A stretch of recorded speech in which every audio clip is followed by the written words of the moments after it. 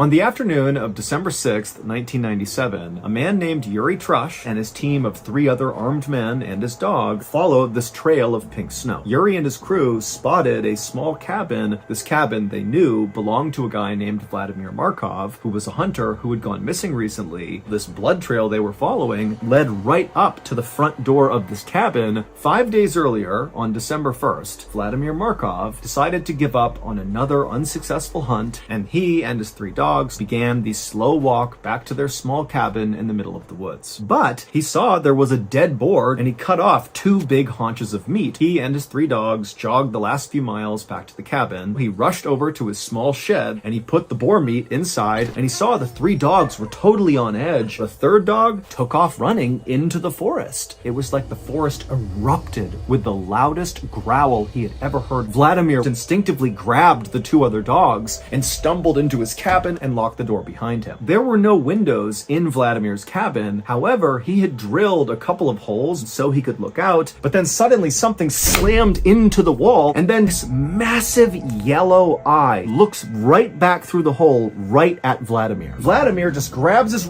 and fires a shot, and the creature whimpers, turns around, and runs off. Eventually, the sun came up, he stepped down onto the snow, and he noticed these huge prints. This was a Siberian tiger. So Vladimir put his 2 dogs on leashes. He began running towards his neighbor's house. Vladimir asked him, "Would you please come with me to go find my dog?" No.